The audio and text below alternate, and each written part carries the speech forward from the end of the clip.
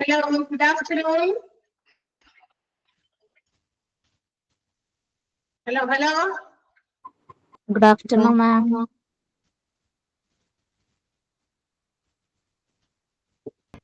Good afternoon, ma'am. Good afternoon.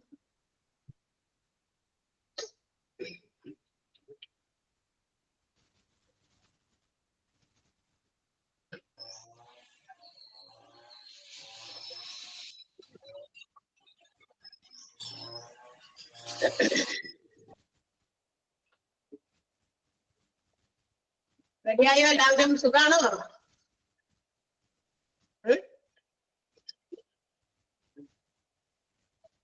സുഖല്ലേ എല്ലാവർക്കും? പറ.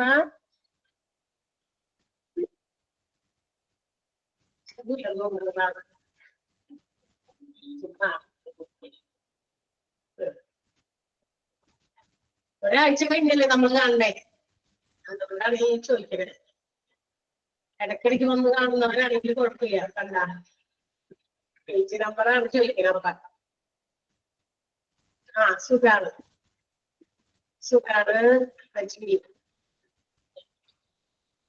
നിങ്ങൾ ഒരാഴ്ചക്ക് കഴിഞ്ഞ് കാണുന്നത് കൊണ്ടാണ് അങ്ങനെ കുശലായിട്ട് അന്വേഷിക്കുന്നത്. അല്ലെങ്കിൽ ചോദിക്കരുത്. ഒന്ന് ഓൾട്ടർനേറ്റ് ദിവസങ്ങളൊക്കെ കാണാനെങ്കിൽ വലിയ കുഴപ്പമില്ല. ഓക്കെ, നമ്മള് എന്താ പറയാ, ഹോസ്പിറ്റൽ ഡിപ്പാർട്ട്മെന്റുകളാണ് പഠിച്ചുകൊണ്ടിരിക്കുന്നത്. അതിന്റെ ഒരു ലാസ്റ്റ് പോർഷനിൽ എത്തി അല്ലേ? എല്ലാവരും അവിടെ എത്തിയാന്നാവോ? റെക്കോർഡഡ് ക്ലാസ് കാണുന്നവരൊക്കെ അവിടെ വരെയൊക്കെ പഠിക്കുന്നുണ്ടോന്നാവോ?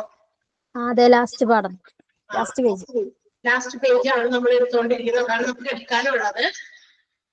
നമ്മുടെ ഹോസ്പിറ്റലിന്റെ ഡിപ്പാർട്ട്മെന്റുകളെ ബ്രോഡ്ലി ഈസ് ക്ലാസിഫൈഡ് ഇൻടു 3. മൂന്നായിട്ടാണ് ബ്രോഡായിട്ട് വിശാലമായിട്ട് ക്ലാസിഫൈ ചെയ്തിരിക്കുന്നത്. Medical department, supporting department and administrative department അല്ലെ. മെഡിക്കൽ ഡിപ്പാർട്ട്മെന്റിലെ OPD IPD വിഭാഗങ്ങള് ആണ് OPD-യും IPD-യും ആയിട്ടാണ് തരംതിരിച്ചിരുന്നത്. അതില് IPD-യില് നമുക്ക് അധികം എന്താ പറയാ എക്സ്പ്ലനേഷൻസ് അങ്ങനെ ഉണ്ടായിരുന്നു. ബിക്കോസ് അതിനൊക്കെ ഓരോ ചാപ്റ്റർ വൈസ് നമുക്ക് പഠിക്കാനുണ്ടായിരുന്നു. അതുകൊണ്ട് തന്നെ ഇപ്പൊ IPD-യിൽ വരുന്നത് നമുക്കറിയാലോ, ഓപ്പറേഷൻ തിയേറ്റർ, ICU ഒക്കെ ഡിഫറെന്റ് ചാപ്റ്റേഴ്സ് ഒക്കെ നിങ്ങൾക്ക് പഠിക്കാനുണ്ട്, ലേബർ റൂംസ് ഒക്കെ. അപ്പൊ അതുകൊണ്ട് തന്നെ അത് ചാപ്റ്റർ വൈസ് ഉള്ളതുകൊണ്ട് നമ്മൾ അതിന്റെ എക്സ്പ്ലനേഷൻസ് ഈ ഒരു ചാപ്റ്ററിൽ കണ്ടില്ല. OPD വിഭാഗത്തിൽ പ്രവർത്തിക്കുന്ന ഒരുപാട് OP ഡിപ്പാർട്ട്മെന്റുകളെ നമ്മൾ പരിചയപ്പെട്ടു. അതിനുശേഷം കുറെ സപ്പോർട്ടീവ് ഡിപ്പാർട്ട്മെന്റ്സ്, അതായത് ട്രീറ്റ്മെന്റിന് വേണ്ടി വരുന്ന പേഷ്യൻസിന് അവിടെ നിന്നിട്ടുള്ള ചികിത്സ പരമായിട്ടുള്ള കാര്യങ്ങൾ മാത്രം കിട്ടിയാൽ പോരാ അല്ലെ. ഈ പറയുന്ന ഡിപ്പാർട്ട്മെന്റുകൾ, അതായത് നമ്മുടെ തെറാപ്യൂട്ടിക് അല്ലെങ്കിൽ എന്താ പറയാ നമ്മുടെ ചികിത്സയുമായിട്ട് എന്തൊക്കെ രീതിയിൽ ചികിത്സകൾ നടക്കുന്നുണ്ടോ അതിനെയൊക്കെ സപ്പോർട്ട് ചെയ്യാൻ മറ്റു പല ഡിപ്പാർട്ട്മെന്റുകളുടെയും ഹെൽപ്പ് അസിസ്റ്റൻസ് ആവശ്യമുണ്ട്.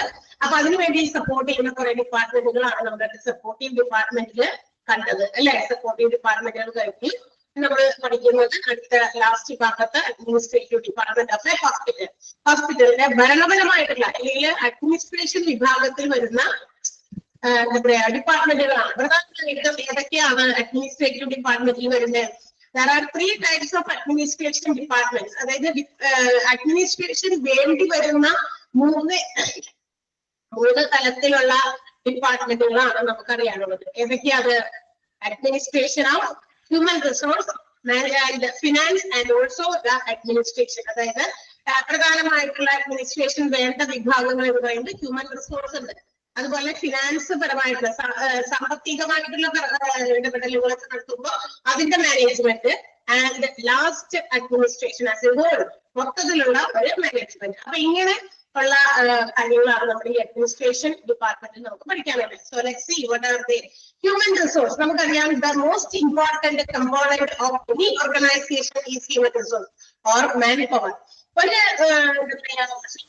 വ്യവസായ സംരംഭം, ഫേം അല്ലെ, ഒരു ബിസിനസ് സ്ഥാപനത്തെ സംബന്ധിച്ചിടത്തോളം ഏറ്റവും പ്രധാനപ്പെട്ടതും ഏറ്റവും ഇമ്പോർട്ടന്റ് ആയിട്ടുള്ളത്, എന്നാൽ ഒഴിച്ചുകൂടാൻ പറ്റാത്തതുമായിട്ടുള്ള ഒരു കമ്പോണന്റ് ആണ് മാൻ പവർ, മനുഷ്യ വിഭവം എന്ന് പറയുന്നത് അല്ലെ, ഹ്യൂമൻ റിസോഴ്സ് എന്ന് പറയുന്നത്.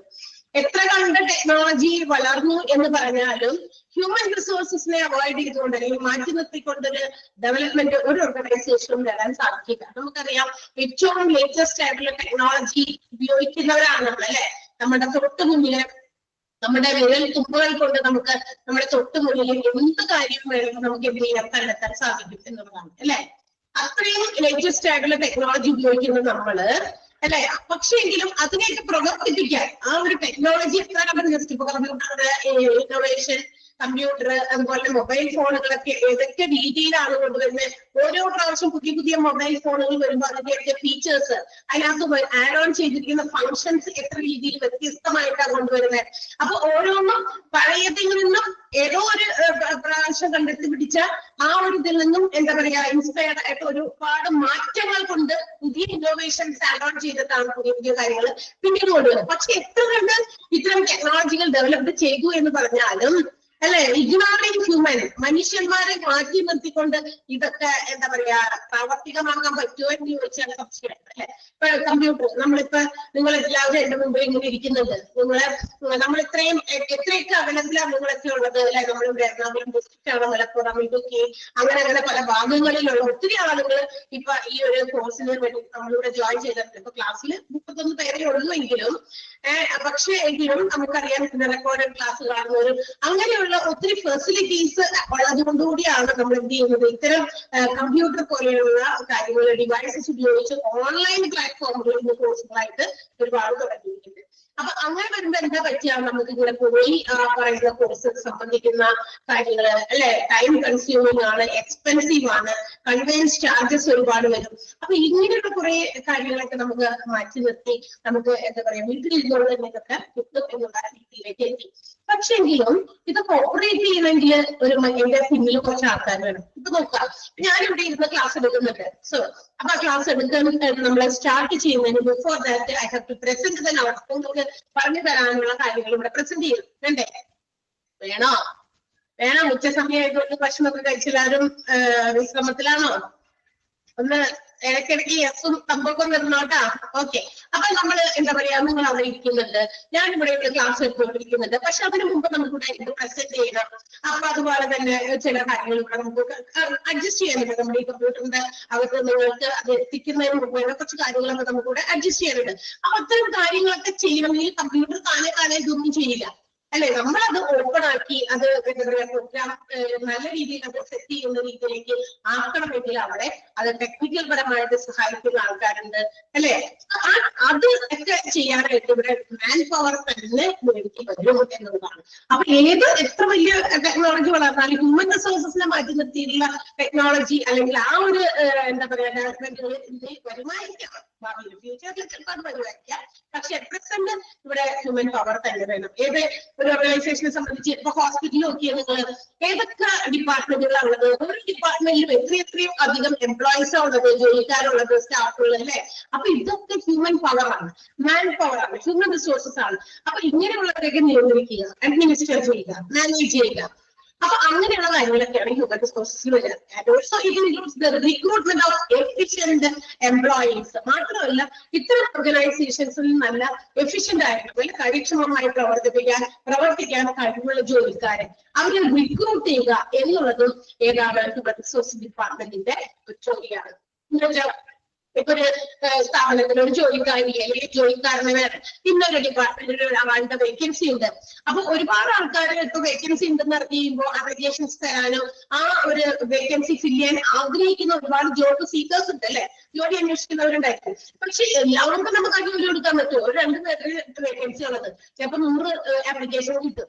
പക്ഷെ നമ്മൾ അതിൽ നിന്ന് എന്ത് ചെയ്യണം, നല്ല എഫിഷ്യന്റ് ആയിട്ടുള്ള നല്ല കാര്യക്ഷമതയുള്ള കാര്യപ്രാപ്തിയുള്ള ആളുകളെ ജോലിക്കാരെ ഫ്രം ദ എമൗണ്ട് അതിൽ നിന്ന് ഫ്രം ദാറ്റ് ബെസ്റ്റിനെ നമ്മൾ ചൂസ് ചെയ്യണം. ആ ഒരു റെസ്പോൺസിബിലിറ്റി ഹ്യൂമൻ റിസോഴ്സ് ഡിപ്പാർട്ട്മെന്റിനാണ്. ഓൾസോ ഇത് ക്രിയേറ്റ്സ് ഇതിന് മാത്രമല്ല ഇവിടെയുള്ള എംപ്ലോയീസിനൊക്കെ അവർ ഫോളോ ചെയ്യേണ്ട ചില ടേംസ്, കണ്ടീഷൻസ്, പോളിസീസ്, പ്രൊസീജിയേഴ്സ് ഒക്കെ ഉണ്ട്. ഒരു ഹോസ്പിറ്റലിൽ അല്ലെങ്കിൽ മറ്റു ഓർഗനൈസേഷൻസിൽ അവർ വർക്ക് ചെയ്യുമ്പോൾ how they have to follow these policies and procedures. ഈ പറയുന്ന കാര്യങ്ങളൊക്കെ എങ്ങനെയാണ് എന്താ പറയാ പാലിച്ച് മുന്നോട്ട് പോകേണ്ടത്, അതിനെക്കുറിച്ചുള്ള കാര്യങ്ങൾ ക്രിയേറ്റ് ചെയ്യുന്നതും ഹ്യൂമൻ റിസോഴ്സ് ഡിപ്പാർട്ട്മെന്റ് ആണ് അല്ലെ. ഇപ്പൊ ഇവിടെ ഒരുപാട് ജോലിക്കാരുണ്ട്, ടീച്ചേഴ്സ് ഉണ്ട്, ടെക്നിക്കൽ സ്റ്റാഫ്സ് ഉണ്ട്. നിങ്ങൾ പറഞ്ഞിട്ടുണ്ടായിരുന്നു നേരത്തെ ഇവിടെ നടത്തിയ ഫംഗ്ഷന്റെ വീഡിയോസും ഇതൊക്കെ നിങ്ങൾ കണ്ടു. അപ്പൊ നിങ്ങൾക്ക് അവിടെ തന്നെ മനസ്സിലായിട്ടുണ്ടാവും ഹൗ മെനി അല്ലെങ്കിൽ how much of employees are working in this organisation. ഈ ഓർഗനൈസേഷനിൽ എത്രത്തോളം ജോലിക്കാർ വർക്ക് ചെയ്യുന്നുണ്ട്, അതിന്റെ പിന്നില് നിങ്ങൾ ചിലപ്പോൾ 3-4 ടീച്ചേഴ്സിനെ ആയിരിക്കും നിങ്ങളുടെ മുന്നിൽ കാണുക അല്ലെ. പക്ഷെ ബിഹൈൻഡ് ദ സീൻ എന്ന് പറഞ്ഞിട്ടൊരു സംഭവം ഉണ്ട് അല്ലെ. ആ ബിഹൈൻഡ് ദ സീനിൽ എത്ര ആളുകളുടെ ജോലിയാണ് അവിടെ ഉള്ളത്? നിങ്ങളെ ഞങ്ങളിലേക്ക് കണക്ട് ചെയ്യാൻ, നിങ്ങളെ വിളിക്കുന്നവര് അല്ലെ, നിങ്ങൾക്ക് ഡൗട്ട്സ് ക്ലിയർ ചെയ്ത് തരുന്നവര്. ടീച്ചേഴ്സിന്റെ നമ്മളൊന്നും തന്നിട്ടില്ല. അതുകൊണ്ട് നിങ്ങൾക്ക് വേണ്ട കാര്യങ്ങള് നിങ്ങൾ അവരിലൂടെ നമ്മളെ അറിയിക്കും. ഇപ്പൊ മനസ്സിലാകാത്ത കാര്യങ്ങൾ ഉണ്ടാകാം, ചില കാര്യങ്ങൾ ചില എന്തെങ്കിലും ഡൗട്ട്സ് ഉണ്ടായിരിക്കാം, ചിലപ്പോൾ മോക്ക് ടെസ്റ്റുകളിലൊക്കെ ചില തെറ്റുകൾ കടന്നുകൂടിയില്ല, അങ്ങനെ അറിയിച്ചതായിരിക്കാം. ഒത്തിരി കാര്യങ്ങൾ നിങ്ങൾ ഞങ്ങളെ അറിയിക്കില്ല. ഇതെല്ലാം കണക്ട് ചെയ്യുന്ന ആളുകളുണ്ട്, മാനേജ്മെന്റ് ഉണ്ട്, ഇതിന്റെ കോർഡിനേറ്റേഴ്സ് ഉണ്ട്, ഇതിന്റെ ടെക്നിക്കൽ വിഭാഗം കൈകാര്യം ചെയ്തവരുണ്ട്. അപ്പൊ ഇവരെല്ലാവരും എങ്ങനെയാണ് how to behave with this organisation, ഇവിടെ എന്തൊക്കെ രീതിയിലാണ് കാര്യങ്ങൾ മുന്നോട്ട് കൊണ്ടുപോകാൻ, അവരെന്തൊക്കെ പോളിസീസ് ഫോളോ ചെയ്യണം, ഇതൊക്കെ ക്രിയേറ്റ് ചെയ്യുന്നത് ഹ്യൂമൻ റിസോഴ്സ് എന്ന് പറയുന്ന ഡിപ്പാർട്ട്മെന്റ് ആണ്. ഇന്ന് ഈ പറയുന്ന ഹ്യൂമൻ റിസോഴ്സ് ഡിപ്പാർട്ട്മെന്റിന് വേണ്ടിയിട്ട് പ്രാക്ടീസ് ചെയ്യുന്ന അല്ലെങ്കിൽ അത്തരം കാര്യങ്ങൾ മാനേജ് ചെയ്യാനായിട്ട് HR എന്നൊരു കോഴ്സ് തന്നെയുണ്ട്. കേട്ടിട്ടുണ്ടോ? ഹ്യൂമൻ റിസോഴ്സ് മാനേജ്മെന്റ് എന്ന് പറഞ്ഞ കോഴ്സ് കേട്ടിട്ടുണ്ടോ? നമ്മുടെ ഹോസ്പിറ്റൽ അഡ്മിനിസ്ട്രേഷൻ പോലെ തന്നെ ഇക്വലി ഇമ്പോർട്ടന്റ് ആയിട്ടുള്ള ഒരു കോഴ്സ് തന്നെയാണ്. അതായത് ഹോസ്പിറ്റൽസ് അതുപോലെ തന്നെ ഈ ഹെൽത്ത് കെയർ ഇൻസ്റ്റിറ്റ്യൂഷൻസ് മൊത്തത്തിലും മാനേജ് ചെയ്യുന്നതാണ് ഹോസ്പിറ്റൽ അഡ്മിനിസ്ട്രേഷൻ എന്ന് പറയുന്നത്. അപ്പൊ അതുകൂടാതെ ഒരു ഓർഗനൈസേഷനിലെ ഹോസ്പിറ്റൽ പോലുള്ള മറ്റ് പലതരത്തിലുള്ള ഓർഗനൈസേഷൻസ് ഉണ്ട്. അവിടത്തേക്ക് ഹ്യൂമൻ പവറിനെ മാത്രം കൺട്രോൾ ചെയ്യുക, മാനേജ് ചെയ്യുക, അവരുടെ കാര്യങ്ങൾ കോർഡിനേറ്റ് ചെയ്യുക, അവരുടെ സാറ്റിസ്ഫാക്ഷൻ, ഇതൊക്കെ ഉത്തരവാദിത്വത്തോടെ ചെയ്യേണ്ട ഒരു വിഭാഗമാണ് ഹ്യൂമൻ റിസോഴ്സ് എന്ന് പറയുന്നത്. അപ്പൊ അതിന് വേണ്ടിയിട്ടുള്ള ഒരു കോഴ്സ് ഇന്ന് നടക്കുന്നുണ്ട്. കേട്ടോ? അതുങ്ങളൊക്കെ ഒരു കോഴ്സിനെ കുറിച്ച് അറിയോ? 6 months 1 year കോഴ്സുകളൊക്കെ ഉണ്ട് അതിന്റെ അല്ലെ? കേട്ടിട്ടില്ല? ആരും കേട്ടിട്ടില്ല? HR എന്ന് പറയുന്ന കോഴ്സ് കേട്ടിട്ടില്ല? ഞാൻ തന്നെ നിങ്ങൾ കേട്ടിട്ടുണ്ട്. ഓക്കെ, ഷഹാന കേട്ടിട്ടുണ്ട്. വേറെ ആരും കേട്ടിട്ടില്ല? നമ്മൾ ഇവിടെ അഡ്വൈസറി അങ്ങനത്തെ കോഴ്സുകളും ആരംഭിക്കുന്നതായിരിക്കും കേട്ടോ. ആരംഭിക്കാൻ തുടങ്ങാൻ നിങ്ങൾക്ക് ആഡ് കണ്ടിട്ടുണ്ടായിരിക്കാം. അപ്പൊ അങ്ങനെയുള്ള കോഴ്സുകൾ, അപ്പൊ അത് ഇത് ഇന്ന് ഏറ്റവും ഇമ്പോർട്ടന്റ് ആണ്. കാരണം ഇപ്പൊ എന്താ പറയുക, ഈ മാനേജ്മെന്റ് ആണ് ഏറ്റവും കൂടുതൽ ഒരു ഓർഗനൈസേഷന്റെ ഡെവലപ്മെന്റില് ഏറ്റവും കൂടുതൽ റോൾ വഹിക്കുന്നത്. മാനേജ്മെന്റ് ഉഴപ്പി കഴിഞ്ഞാൽ എന്ത് വയ്ക്കും? മൊത്തത്തിൽ പോകും അല്ലെ? അങ്ങനെയല്ലേ? ഒരു മാനേജിങ് ഒരു ആള് എപ്പോഴും കൂടി ഉണ്ടാക്കി എന്ത് കാര്യത്തിലും അതെ. ഇപ്പൊ നമ്മളുടെയൊക്കെ ഫാമിലി നമ്മൾ മാനേജ് ചെയ്ത് കൊണ്ടുപോകുന്നത് അവിടെ ഒരു എന്താ പറയാ ഒരു കുടുംബനാഥൻ അല്ലെങ്കിൽ കുടുംബനാഥ അങ്ങനെ ആരെങ്കിലും ഉണ്ടായിരിക്കും അല്ലെ? മാനേജേഴ്സ് ദാറ്റ് ഫാമിലി, ആ ഫാമിലിനെ മാനേജ് ചെയ്ത് കൊണ്ടുപോകുന്ന അവിടുത്തെ എല്ലാ കാര്യങ്ങളും അങ്ങനെയൊക്കെ ഇല്ലാതിരിക്കുമ്പോൾ ഉണ്ടാകാവുന്ന അവസ്ഥയും നമുക്ക് നേരിട്ട് പല സ്ഥലങ്ങളും നമുക്ക് എക്സ്പീരിയൻസ് ചെയ്തവരായിരിക്കാം, അല്ലെങ്കിൽ നമ്മൾ മറ്റുള്ളവർ ഇത് കേട്ട് കണ്ടു അറിഞ്ഞിട്ടും ഉണ്ടായിരിക്കും നമ്മുടെ അതിന്റെ ഒരു കുറവുണ്ട് എന്ന് നമ്മൾ പരസ്പരം ചിലപ്പോ പറഞ്ഞിട്ടുണ്ടായിരിക്കും അല്ലെ? അപ്പൊ ഇങ്ങനെ ഒരു ഓർഗനൈസേഷനിലൊന്ന് ആലോചിച്ച് നോക്കിയേ, to coordinate all the human resource, അവിടെയുള്ള എല്ലാ സ്റ്റാഫുകളെയും കോർഡിനേറ്റ് ചെയ്ത് അവരുടെ കാര്യങ്ങളൊക്കെ എന്താ പറയാ മാനേജ് ചെയ്ത് കൊണ്ടുപോകുക.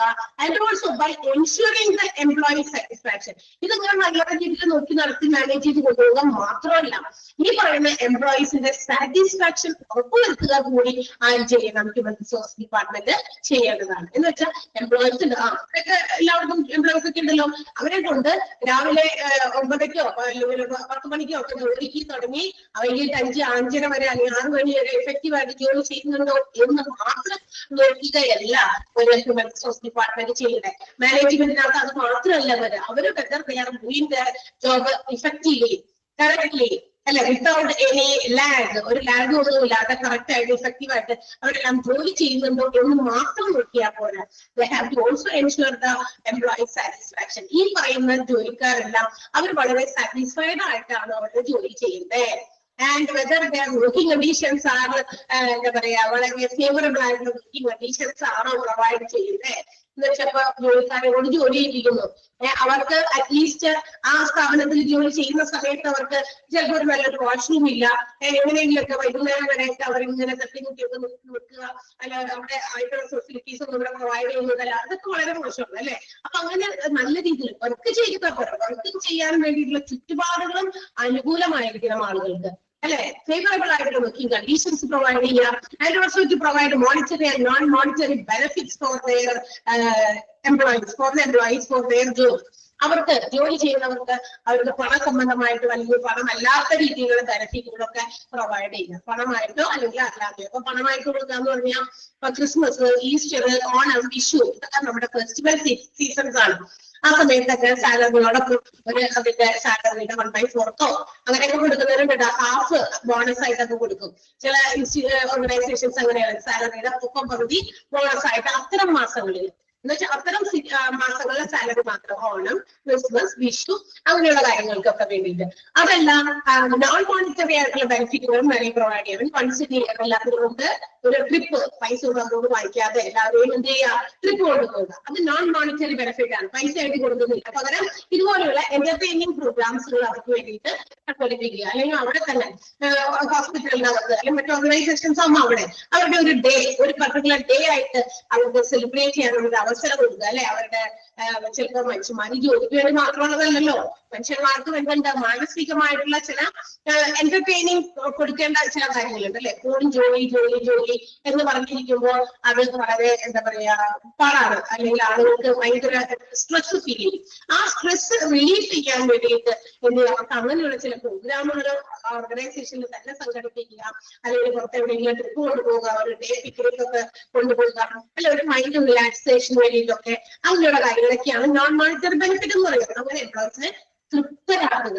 അല്ലെ, നമുക്ക് ആ ഒരു സ്ഥാപനത്തിലോ എനിക്ക് അവിടെ ജോലി ചെയ്യുന്നത് വളരെ സന്തോഷമാണ്. 10 ആൾക്കാർ പറയും അവിടെ നിന്നിട്ട് എന്താണ്, എനിക്ക് അവിടെ സുഖമാണ്, എനിക്ക് വളരെ ഇഷ്ടപ്പെട്ടാണ് ഞാൻ അവിടെ ജോലി ചെയ്യുന്നത്, എനിക്ക് അവിടുത്തെ വർക്കിംഗ് കണ്ടീഷൻസ് ഒക്കെ വളരെ അറ്റ്മോസ്ഫിയർ ഒക്കെ വളരെ ഫേവറബിൾ ആണ്, എനിക്ക് എന്റെ സബോർഡിനേറ്റ്സ്, എന്റെ കൂടെയുള്ള കൊളീഗ്സ്, എന്റെ ജോലിക്കാരും എന്റെ താഴെയുള്ള ജോലിക്കാരും കൂടെയുള്ളവരൊക്കെ ഭയങ്കര സപ്പോർട്ടീവ് ആണ്. എന്തെങ്കിലും ഒരു കാര്യം ഉണ്ടായാൽ എല്ലാവരും ഒപ്പം നിൽക്കും. അത് ഓർഗനൈസേഷന്റെ ഹെഡ് ആയിക്കോട്ടെ, മാക്സിമം അങ്ങനെ ഒരു വ്യത്യാസമൊന്നുമില്ല, അത് എല്ലാവരും ഒപ്പം ചേർന്ന് നിൽക്കും എന്നൊക്കെ ഒരു ഫീലിങ്സ് ആളുകളുടെ മനസ്സിലേക്ക് കൊണ്ടുവരണ്ടേ.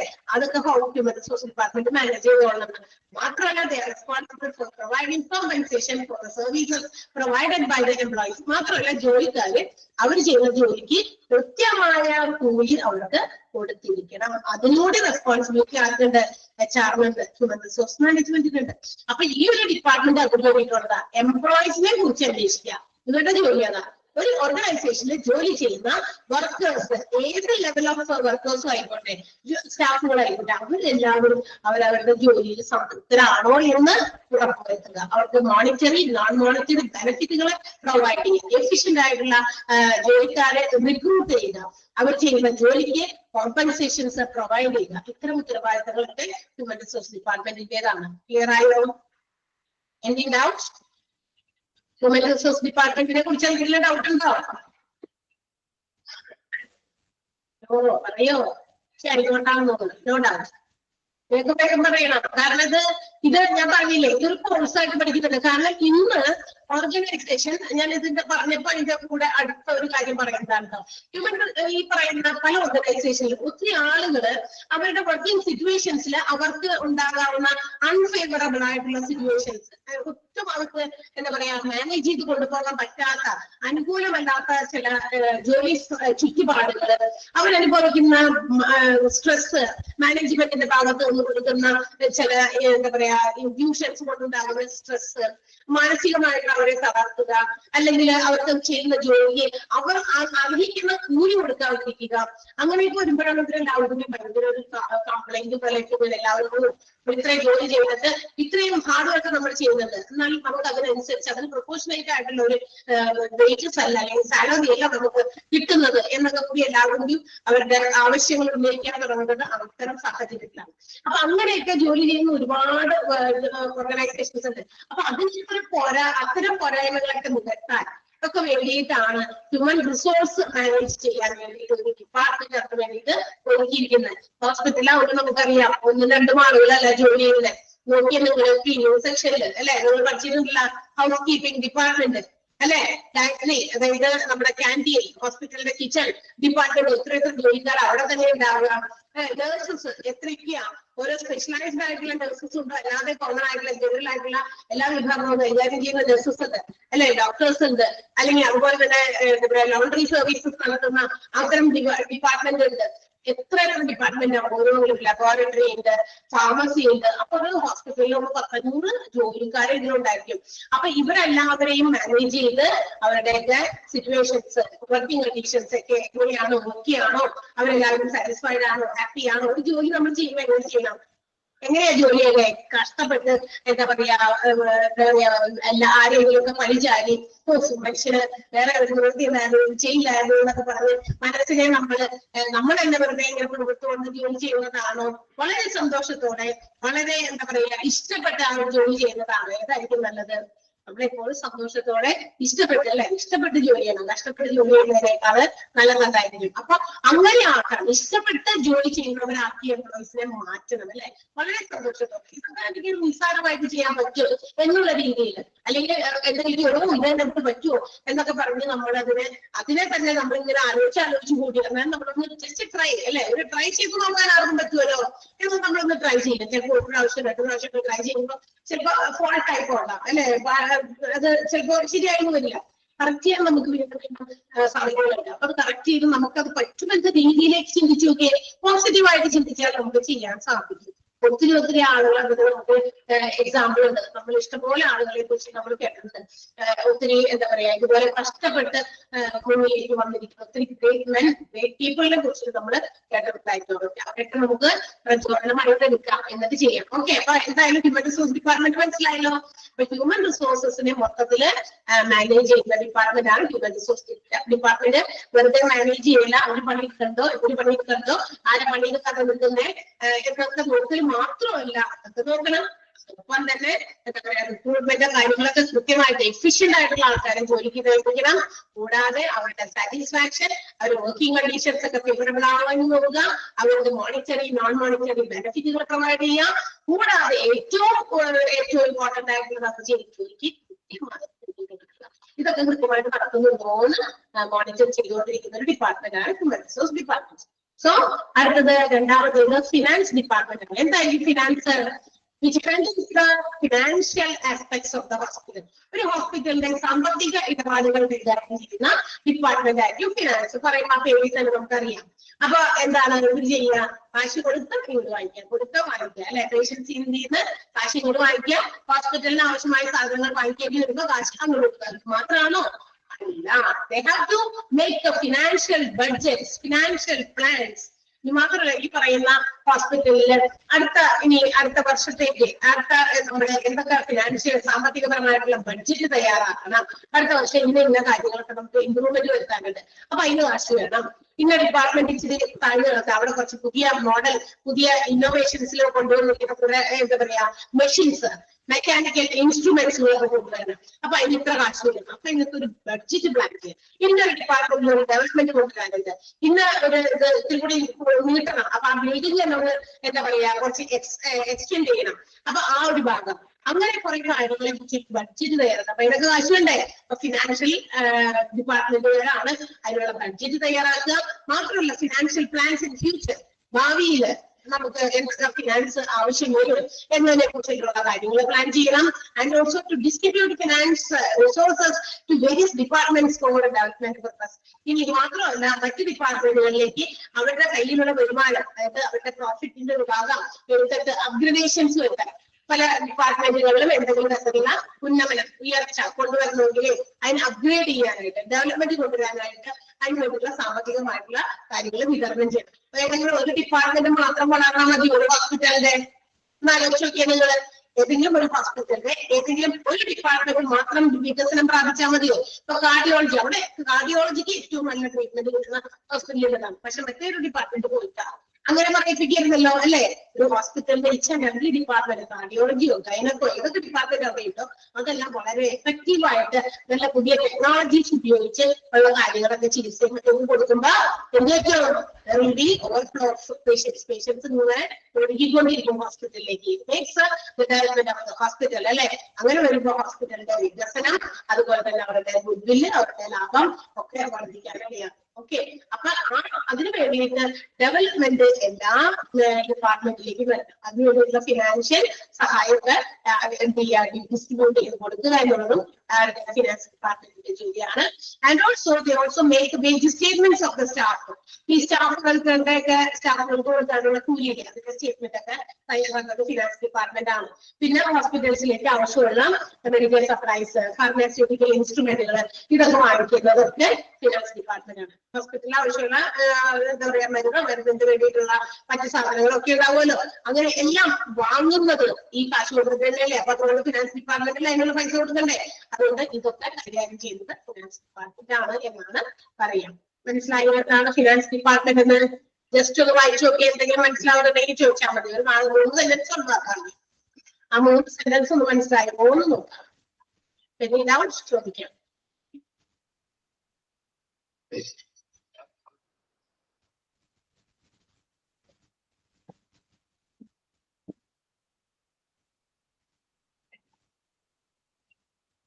ക്ലിയർ അല്ലേ?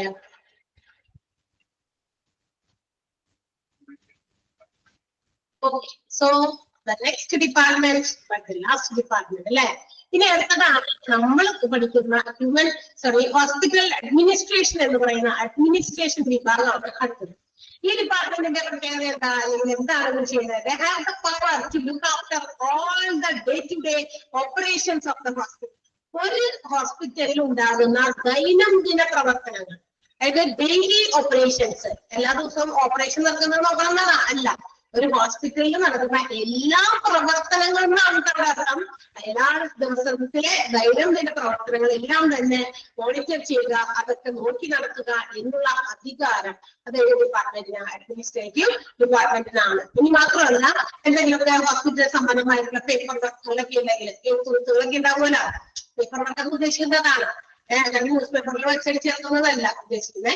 അല്ലാതെ പേപ്പർ വർക്ക്സ് ഒക്കെ എന്തെങ്കിലുമൊക്കെ ഉണ്ടായിരിക്കും, ഹോസ്പിറ്റൽ സംബന്ധമായിട്ടുള്ള ചില കാര്യങ്ങൾ, അതൊക്കെ എല്ലാ ഡിപ്പാർട്ട്മെന്റിലും ക്ലിയർ ആയിട്ട് നടക്കുന്നുണ്ട് എന്ന് ഉറപ്പുവരുത്തണം. അതെല്ലാം അവരെ കൃത്യമായിട്ട് നടക്കണം.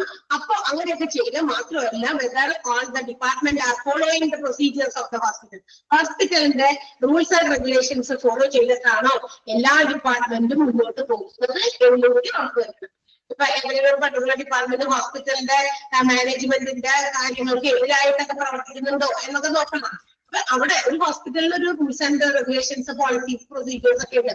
അത് ഫോളോ ചെയ്തിട്ടാണ് എല്ലാ ഡിപ്പാർട്ട്മെന്റും പ്രവർത്തിക്കുന്നതെന്നും കൂടി ഉറപ്പുവരുത്തണം എന്നുള്ളതാണ് നമ്മുടെ അഡ്മിനിസ്ട്രേറ്റീവ് ഡിപ്പാർട്ട്മെന്റിന്റെ പ്രത്യേകത. ആൻഡ് ഓൾസോ ഇത് contains organising, supporting patients total medical care during the course of illness in the hospital. ഒരു രോഗിയായിട്ട് വന്ന ഹോസ്പിറ്റലിൽ വരുമ്പോ അവർക്ക് കിട്ടുന്ന ഫുൾ എന്താ പറയാ അവരുടെ കെയറിങ്, സപ്പോർട്ട്, അതിന് വേണ്ടി എല്ലാം സപ്പോർട്ട് കൊടുക്കുക, അത് എൻഷുർ ചെയ്യുക. ഒരു ഫുൾ എപ്പിസോഡ് എന്ന് പറഞ്ഞാൽ എന്താ, ഒരു പേഷ്യന്റ് ഹോസ്പിറ്റലിൽ വരുന്നത് മുതലേ ചിലപ്പോൾ അഡ്മിറ്റഡൊക്കെ ആയി അതൊന്ന് ഡിസ്ചാർജ് ചെയ്ത് പോകുന്നത്, അതൊക്കെയാണ് ഈ എപ്പിസോഡ് എന്ന് ഉദ്ദേശിക്കുന്നത്. ആ ഫുൾ ലെങ്ത് ഓഫ് അവരുടെ ഇല്ലസിന്റെ ആ ഡ്യൂറേഷനില് എല്ലാ തരത്തിലുള്ള സപ്പോർട്ടും മറ്റു കാര്യങ്ങളും എന്ത് ചെയ്യുക, എൻഷുർ ചെയ്യുക ആ പേഷ്യന്റിന് വേണ്ടിയിട്ട്. അത് അഡ്മിനിസ്ട്രേഷൻ ഡിപ്പാർട്ട്മെന്റിന്റെ ജോലിയാണ്. And also they are responsible for integrating various functions and services. ഒരു ഹോസ്പിറ്റലിന്റെ എല്ലാ തരത്തിലുള്ള ഫംഗ്ഷൻസും സർവീസസും ഇന്റഗ്രേറ്റ് ചെയ്യുക, സമഗ്രമാക്കി ഒരുമിച്ച് കൊണ്ടുപോകാനായിട്ട് റെസ്പോൺസിബിൾ കൂടി ആണ് നമ്മുടെ അഡ്മിനിസ്ട്രേറ്റീവ് ഡിപ്പാർട്ട്മെന്റ് എന്ന് പറയുന്നത്. ഓക്കെ, എല്ലാമാണ് നമ്മൾ ഏറ്റെടുക്കുന്ന ചുമതല വളരെ ചെറുതല്ലാന്നാണ് ഇപ്പൊ പറഞ്ഞു വരുന്നത്. ഒത്തിരി കാര്യങ്ങൾ നമുക്ക് ചെയ്യാനുണ്ട്. ഓരോ ഡിപ്പാർട്ട്മെന്റിന്റെയും വൈസ് അവരുടെ അഡ്മിനിസ്ട്രേഷൻസ് അവർക്ക് മാത്രം ആ ഡിപ്പാർട്ട്മെന്റ്. നമ്മൾ ഹ്യൂമൻ റിസോഴ്സിന്റെ പറഞ്ഞില്ലേ, അവർ എംപ്ലോയീസിനെ മാത്രം മാനേജ് ചെയ്യുക, എംപ്ലോയീസിന്റെ കാര്യങ്ങളുമായി ബന്ധപ്പെട്ടിട്ടുള്ള മാനേജ്മെന്റ് ആണ്. അടുത്തത് ഫിനാൻസിനെ കുറിച്ച് കൊടുക്കുക. അപ്പൊ ഫിനാൻസ് സംബന്ധമായ കാര്യങ്ങൾ മാത്രമേ ഉള്ളൂ. അതേസമയം അഡ്മിനിസ്ട്രേഷനിൽ ഓവറോൾ ഓപ്പറേഷൻസ് ആണ്. ഒരു ദിവസം നടക്കുന്ന എല്ലാ പ്രവർത്തനങ്ങളെയും കാര്യക്ഷമമായി വീക്ഷിച്ച് കാര്യങ്ങൾ മുന്നോട്ട് കൊണ്ടുപോകുക ഹോസ്പിറ്റലില്. അതുപോലെ തന്നെ എല്ലാ ഡിപ്പാർട്ട്മെന്റും എല്ലാ പറയുന്ന പോളിസീസ് ഫോളോ ചെയ്യുന്നുണ്ടെന്നുകൂടി ഉറപ്പുവരുത്തുക.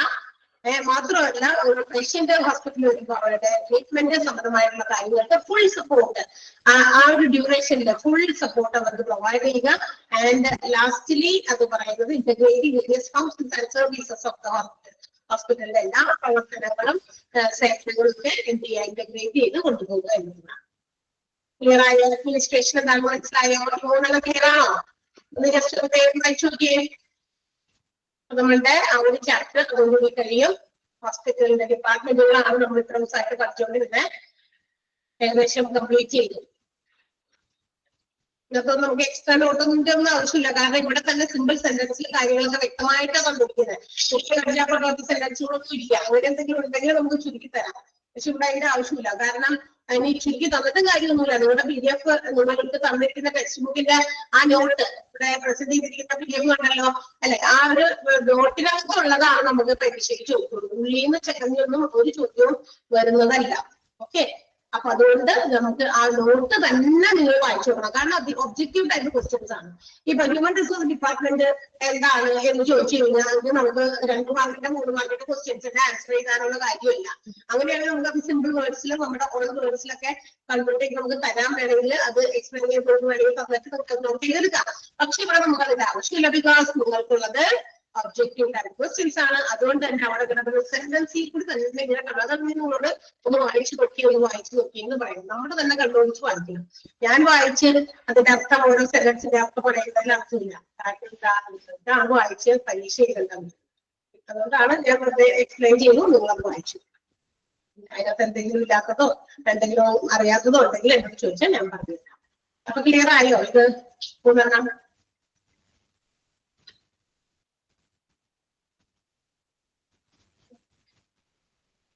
ആർക്കും ഡൗട്ട് ഇല്ലല്ലോ? സോ ഈ ഒരു ചാപ്റ്റർ നമ്മളോട് ക്ലോസ് ചെയ്യാണ്. ഓക്കെ, ഡൗട്ട്സ് ആർക്കും ഇല്ലെന്നാണ് ഞാൻ മനസ്സിലാക്കുന്നത്. യെസ്, അപ്പൊ നമ്മുടെ ആ ചാപ്റ്റർ അവിടെ കഴിഞ്ഞിട്ടാണ്. അപ്പൊ അത് കഴിഞ്ഞ സ്ഥിതിക്ക് നമ്മൾ എന്ത് ചെയ്യണം? ചാപ്റ്റർ കഴിഞ്ഞ സ്ഥിതിക്ക് നമ്മൾ എന്ത് ചെയ്യണം? ചാപ്റ്റർ തുടങ്ങണം. അതല്ലേ എന്റെ ശരി അല്ലേ? അപ്പൊ അരമണിക്കൂർ നമുക്ക് വെറുതെ ഇരിക്കാൻ പറ്റില്ല. സോ നെക്സ്റ്റ് ചാപ്റ്റർ, അടുത്ത ചാപ്റ്റർ പഠിച്ച പോലെ കാരണം പറഞ്ഞോ, കാരണം തന്നെ ഏകദേശം ഒരു ഐഡിയ ചെയ്തായിരിക്കും അല്ലെ? കുറെ പെട്ടിക്കളിയാണെന്നല്ലേ പിള്ളേരോട് പറയുന്നില്ല, കുറെ പെട്ടിയാണല്ലോ പെട്ടി ഏകദേശം ഒരു ഐഡിയ ചെയ്തതായിരിക്കും. ഓക്കെ, എന്തായാലും നമുക്ക് പഠിച്ചില്ലേ മതിയാക്കും, പഠിക്കണം. അതുപോലെ തന്നെ മനസ്സിലാക്കി വെക്കണം. കുറെ നിങ്ങൾക്ക് ഇതിനകത്ത് ഈ ഒരു ചാപ്റ്റർ കുറെ റെഫറൻസ് ആണുള്ളത്. റെഫർ ചെയ്തോ, പഠിക്കാനുള്ളത് ഞാൻ മാർക്ക് ചെയ്തത്. ബാക്കിയുള്ളത് നമ്മൾ എന്ത് ചെയ്യണം? റെഫർ ചെയ്യണം. കാരണം ഹോസ്പിറ്റൽ അഡ്മിനിസ്ട്രേഷൻ പഠിച്ചിട്ട് നമ്മൾ ഹോസ്പിറ്റൽസിൽ അതുപോലെ തന്നെ ഹെൽത്ത് കെയർ ഇൻസ്റ്റിറ്റ്യൂഷൻസിൽ ജോലി ചെയ്യാൻ വേണ്ടി പോകുമ്പോൾ അവിടെയുള്ള ഹോസ്പിറ്റലിന്റെ സ്റ്റാഫ്സും അല്ലെങ്കിൽ ഡോക്ടേഴ്സും മറ്റുമൊക്കെ അങ്ങോട്ടും ഇങ്ങോട്ടൊക്കെ അവരുടെ പല കാര്യങ്ങളും കമ്മ്യൂണിക്കേറ്റ് ചെയ്യുന്നത് മെഡിക്കൽ ടേംസ് ഉപയോഗിച്ചിട്ടായിരിക്കും. മെഡിക്കൽ ടെർമിനോളജി ആണ് നമുക്ക് പഠിക്കാനുള്ള അടുത്ത ചാപ്റ്റർ. മെഡിക്കൽ ടേംസ് ആയിരിക്കും അവർ ഉപയോഗിക്കുക. നീട്ടി വെച്ചൊന്നും അവർ പറയില്ല. ഇങ്ങനെ കുറെ എന്തെങ്കിലും എന്താ പറയാ, ഇപ്പൊ ഹോസ്പിറ്റലിലാണ് ഏറ്റവും എന്താ പറയാ ഭയങ്കര ഇമ്പോർട്ടൻസ് ഉള്ള ഒരു മേഖല കൂടിയാണ് ഹോസ്പിറ്റൽ എന്ന് പറയുന്നത്. കാരണം ഒരു മിനിറ്റ് സെക്കൻഡ് കഴിഞ്ഞാൽ തോന്നിയിട്ട് എന്ത് സംഭവിക്കും നമുക്ക് പറയാൻ പറ്റില്ല. അപ്പൊ അതുകൊണ്ട് നമുക്ക് ഇതൊക്കെ ഇങ്ങനെ വലിച്ചു നീട്ടി എഴുതി പിടിപ്പിച്ച് അല്ലെങ്കിൽ ആരോടെങ്കിലും ഒക്കെ പറഞ്ഞ് ഇതൊക്കെ പിടിപ്പിക്കാന്ന് പറഞ്ഞാൽ അത്ര എളുപ്പമുള്ള കാര്യമൊന്നുമല്ല. അപ്പൊ അതുകൊണ്ട് തന്നെ പല കാര്യങ്ങളും അവിടെ ചിലതൊക്കെ ചുരുക്കേണ്ടതുണ്ടായിരിക്കാം, ചിലപ്പോഴൊക്കെ എന്താ പറയാ ചില മെഡിക്കൽ ടേംസുകൾ അതിന് വേണ്ടിയിട്ടുണ്ടായിരിക്കാം. അപ്പൊ അങ്ങനെയുള്ള ചില കാര്യങ്ങളൊക്കെ എക്സ്പ്ലെയിൻ ചെയ്തിട്ടുള്ള ചാപ്റ്റർ ആണെങ്കിൽ നമുക്ക് പഠിക്കാനുള്ള മെഡിക്കൽ ടെർമിനോളജി എന്നാണ് ചാപ്റ്ററിന്റെ പേര്. Okay, medical terminology is A language. ശരിക്കും പറഞ്ഞാൽ ഇതൊരു ഭാഷയാണ് കേട്ടോ. അത് ഗ്രീക്ക്, ലാറ്റിൻ എന്നീ ഇവിടങ്ങളിൽ നിന്നൊക്കെ ഉത്ഭവിച്ചൊരു ഭാഷയാണ് മെഡിക്കൽ ടെർമിനോളജി.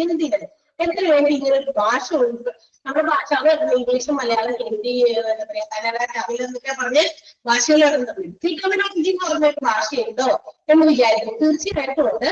പക്ഷെ അത് ഹെൽത്ത് കെയർ ഇൻസ്റ്റിറ്റ്യൂഷൻസ് അല്ലെങ്കിൽ ഹോസ്പിറ്റൽസ് ആണ് ആ ഭാഷ കൈകാര്യം ചെയ്യുന്നതെന്ന് പറഞ്ഞു. കാരണം നമ്മൾ കോമൺ മാനിന് ചിലപ്പോൾ അത്തരം ഭാഷകൾ ചിലപ്പോൾ ഉപയോഗിച്ചെന്ന് വരില്ല. പക്ഷെ ഇന്ന് പണ്ടത്തേക്കാൾ കുറച്ച് അധികം ഇമ്പ്രൂവ്മെന്റ് ഉണ്ടെന്ന് നമുക്ക് പറയാം. കാരണം നമ്മൾ രോഗം കഴിഞ്ഞിട്ട് ഒരു നേരമില്ല അല്ലെ, മാസത്തിൽ 1-2 പ്രാവശ്യത്തിൽ നമ്മൾ എന്തെങ്കിലും കാര്യങ്ങൾക്ക് നമുക്ക് നമ്മുടെ വീട്ടിലുള്ള ഏതെങ്കിലും ആളുകൾക്കായിട്ട് നമ്മൾ ഹോസ്പിറ്റൽസ് സന്ദർശിക്കുന്നവരാണ്. പക്ഷെ പണ്ടെന്ന് പറഞ്ഞു കഴിഞ്ഞാൽ ഇത്രയും രോഗങ്ങളും അതുപോലെ തന്നെ ഹോസ്പിറ്റൽ സന്ദർശനവും ഉണ്ടായിരുന്നില്ല. കാരണം അന്നത്തെ ആരോഗ്യവും ഇന്നത്തെ ആരോഗ്യം നമുക്ക് ഒരുപാട് വ്യത്യാസമുണ്ട് അല്ലേ? ഇന്ന് ആരോഗ്യത്തെക്കാൾ കൂടുതൽ അനാരോഗ്യമാണ്. നമ്മളെല്ലാവരും അൺഹെൽത്തിയാണ്. നമ്മൾ വലിയ ആൾക്കാരൊക്കെ ആയിട്ട് ഇങ്ങനെ ഇരിക്കും. പേജ് ഒന്ന് പറഞ്ഞോട്ടെ ആരെങ്കിലുമൊക്കെ. സെക്കൻഡ് മൊഡ്യൂളാണ്, പേജ് നമ്പർ 100 പറഞ്ഞു. നല്ല നമ്പറാണല്ലോ. ഓക്കെ, കിട്ടിയോ? അങ്ങനെ മറിച്ച് കുറച്ച് നോക്കാൻ പറ്റുള്ള പുസ്തകം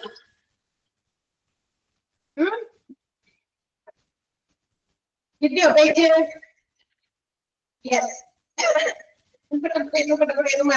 അതായത് ഒന്നാമത്തെ കഴിഞ്ഞില്ല. അപ്പൊ പിന്നെ ഒന്നാമത്തെ മൊഡ്യൂളിലേക്ക് ഇനി നോക്കണ്ട, രണ്ടാമത്തെ മൊഡ്യൂളിൽ സെർച്ച് ചെയ്താൽ മതിയോ?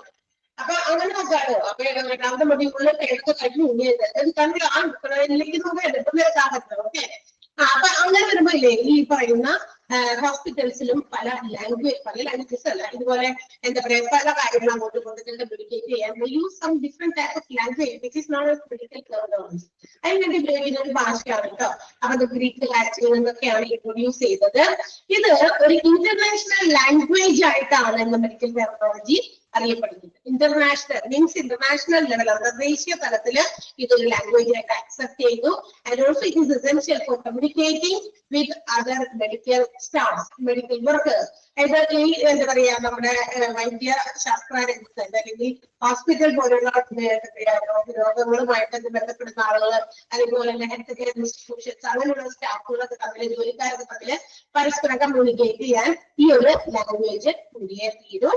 മെഡിക്കൽ ലാംഗ്വേജ്, ഹ്യൂമൻ ബോഡി, അതുപോലെ എന്തെങ്കിലും തരത്തിലുള്ള എലമെന്റുകൾ അല്ലെങ്കിൽ ഹ്യൂമൻ എന്താ പറയാ ഈ രോഗങ്ങളുമായി ബന്ധപ്പെട്ട മെത്തേഡുകൾ അല്ലെങ്കിൽ പല സിറ്റുവേഷൻ സർക്കംസ്റ്റാൻസസ് ഒക്കെ ഡിഫൈൻ ചെയ്യാൻ വേണ്ടിയിട്ടാണ്, അല്ലെങ്കിൽ ഡിസ്ക്രൈബ് ചെയ്യാൻ വേണ്ടിയിട്ടാണ് മെഡിക്കൽ ടെർമിനോളജി ഉപയോഗിക്കുന്നത്. ചിലപ്പോൾ നമ്മുടെ ശരീരത്തിന്റെ ഭാഗങ്ങളെ കുറിച്ച് പറയാൻ, അത് നമുക്കുള്ള രോഗങ്ങളെ കുറിച്ച് പറയാൻ, അല്ലെങ്കിൽ നമ്മുടെ ബോഡിയിലെ ഏതെങ്കിലും എലമെന്റിനെ കുറിച്ച് പറയാൻ, അല്ലെങ്കിൽ ഏതെങ്കിലും മെത്തേഡിനെ കുറിച്ച് പറയാൻ, ഏതെങ്കിലും അവസ്ഥകളെ കുറിച്ച് പറയാനൊക്കെ മെഡിക്കൽ ടെർമിനോളജി ഉപയോഗിക്കുന്നുണ്ട്.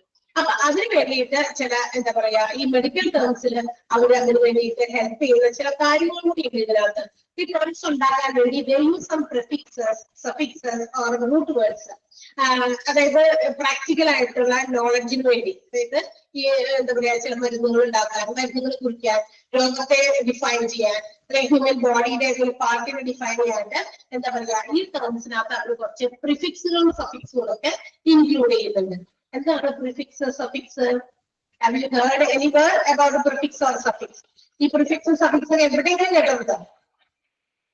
ആ കേട്ടിട്ടുണ്ടെങ്കിൽ ആ കേട്ടിട്ടുള്ളതുമായിട്ട് ബന്ധമുണ്ടോ എന്ന് അറിയാൻ വേണ്ടിയിട്ട് എവിടെയെങ്കിലും കേട്ടിട്ടുണ്ടോ ഇങ്ങനെ ഒരു രണ്ട് ടേം, പ്രിഫിക്സ് എന്നും സഫിക്സ് എന്നും? പ്രീഫിക്സ്, സഫിക്സ് കേട്ടിട്ടില്ല?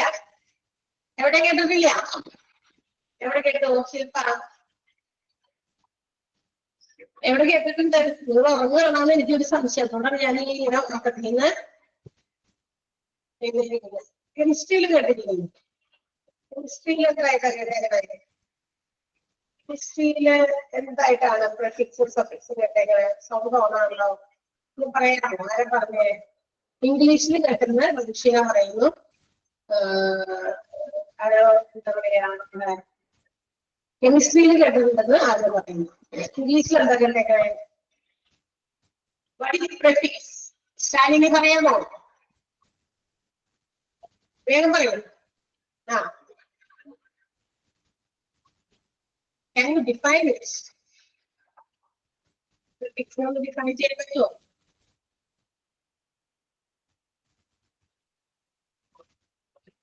ശാലിനി ഒന്ന് പറയാമോ? സൗണ്ട് ചെയ്യാമോ? ഈ 13 സൗണ്ട് ആകെ ഞാൻ കേട്ടൊക്കെയാണ്. ഗുഡ് മോർണിംഗ് പറയുമോ? സൗണ്ട് കേട്ടിട്ടുണ്ട്. പിന്നെ ക്ലാസ്സിന്റെ ഇടയ്ക്ക് എല്ലാവരും മനസ്സിലായി എന്ന് പറയണ കാരണം എൻഡ് ഓഫ് ദ ക്ലാസ് ഒരു 5 മിനിറ്റ് നമുക്ക് ഇന്ററാക്ട് ചെയ്യാൻ, മീൻസ് നിങ്ങൾക്ക് എന്തെങ്കിലും സംശയം ചോദിക്കാനായിട്ട് പറയാറുണ്ട്.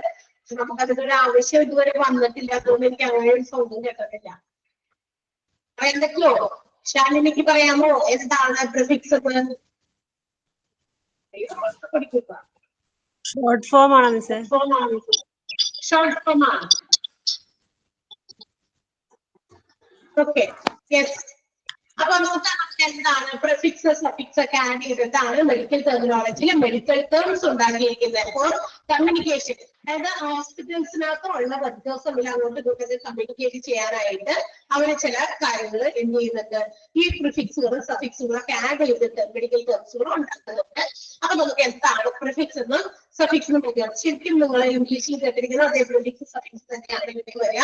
ഇംഗ്ലീഷിലാണ് നമ്മൾ അത് കേട്ടിരിക്കുന്നത്. പ്രിഫിക്സ് എന്ന് പറയുന്നത് it's a letter or letters which is added to the beginning of a word.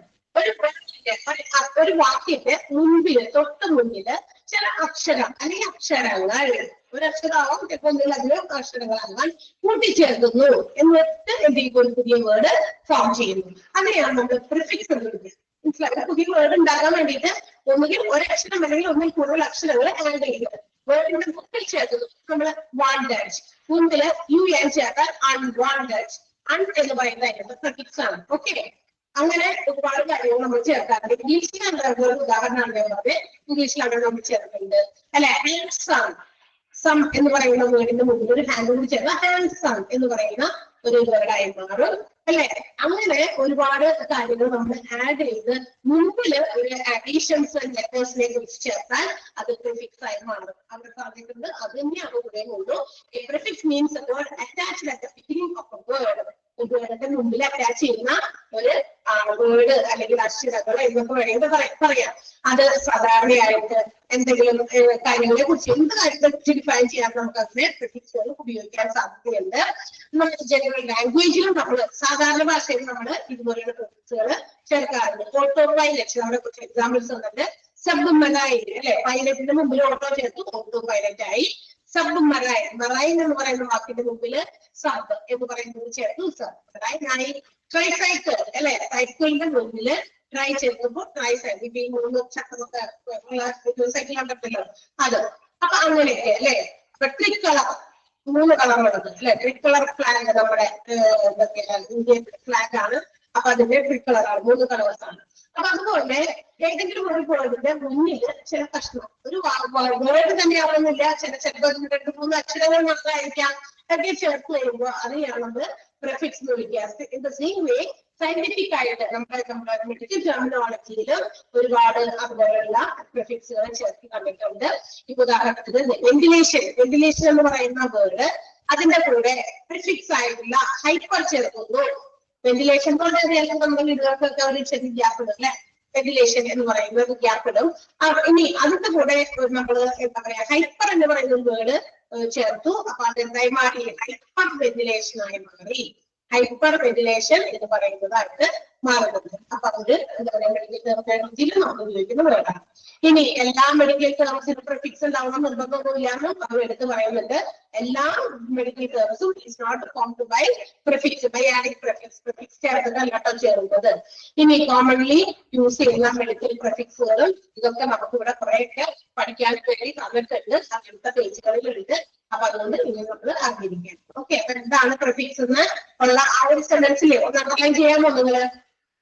ഈ പേജിൽ എന്തൊക്കെയാണ് അണ്ടർലൈൻ ചെയ്യട്ടെ. ഇനി പറയുന്ന കാര്യങ്ങളെല്ലാം നിങ്ങളൊന്ന് മാർക്ക് ചെയ്ത് പോകണം. ബിക്കോസ് ഇത് കുറച്ചധികം ഉണ്ട് മെഡിക്കൽ ടേംസ്. ഇതെല്ലാം പഠിക്കുക. നമ്മുടെ കോഴ്സ് കംപ്ലീറ്റ് ചെയ്യുന്നത് ായിട്ട് ബന്ധപ്പെടുത്തി ആ ഒരു ടൈമിങ് ശരിയാവില്ല. അതുകൊണ്ട് തന്നെ നമ്മള് ഓരോ പേജ് ഞാൻ എടുക്കുമ്പോൾ ആ പേജിൽ ഇമ്പോർട്ടന്റ് ആയിട്ടുള്ളതൊന്ന് മാർക്ക് ചെയ്യാൻ പറയും. അപ്പൊ നിങ്ങളൊന്ന് മാർക്ക് ചെയ്തിട്ട് മനസ്സിലായോ പറഞ്ഞത്? നമ്മുടെ ഇനി അടുത്ത പേജുകളിൽ കുറെ പ്രിഫിക്സ്, കുറെ സഫിക്സുകൾ, കുറെ റൂട്ട് വേർഡ്സും ഒക്കെ പറയുന്നുണ്ട്. നിങ്ങളും ഞാനും ഒരുമിച്ച് നമ്മളത് വായിച്ച് മനസ്സിലാക്കി പോകും. അതുകളും അതിന്റെ മീനിങ് മാത്രമേ നമുക്ക് പഠിക്കാനുള്ളൂ. ഇതിന്റെ അകത്ത് ചെകഞ്ഞ ഏത് രോഗവുമായി ബന്ധപ്പെട്ടതാണ് അതൊന്നും നമുക്ക് പഠിക്കാനില്ല. ജസ്റ്റ് ഒന്ന് അറിയാം. കാരണം അങ്ങോട്ട് ഇങ്ങോട്ട് അറിഞ്ഞ് സംസാരിക്കുമ്പോൾ നമ്മളും ഒന്നും അറിയണ്ടേ ഇതൊക്കെ എന്നതാണെന്ന്. ഓക്കെ, അതിന് വേണ്ടിയിട്ട് അപ്പൊ നിങ്ങൾ ഇതിനകത്ത് ഞാൻ ഒന്നാമത്തെ ഇപ്പൊ ഈ മെഡിക്കൽ ടെർമിനോളജി എന്ന് പറയുന്ന ഒരു പാരഗ്രാഫിനകത്ത് the language of medicine originated from Greek and Latin. It has a sentence, medical terminology is employed in international language. In the other sentence, medical terminology is the language used to specifically describe the human body, elements, method, and circumstances. അത്രയും കാര്യങ്ങളൊന്ന് underline ചെയ്യും. 3 sentence ആണ് underline ചെയ്യാൻ പറഞ്ഞത്. ഒന്നാമത്തേത് language of medicine originated from Greek and Latin. രണ്ടാമത്തേത് medical terminologies employed in international language. മൂന്നാമത്തേത് medical terminologies language used specifically to describe human body, elements, method, circumstances, etcetera. Underline ചെയ്യുക. 3 sentence. First പാരഗ്രാഫിൽ 3 sentence. അടുത്തതില് prefix എന്ന് പറയുന്ന topic തുടങ്ങുന്നിടത്ത് a prefix means a word attached at the beginning of a word എന്നുള്ളത് അത് underline ചെയ്യാം. അത്രയും ഭാഗം മതി. beginning of a word.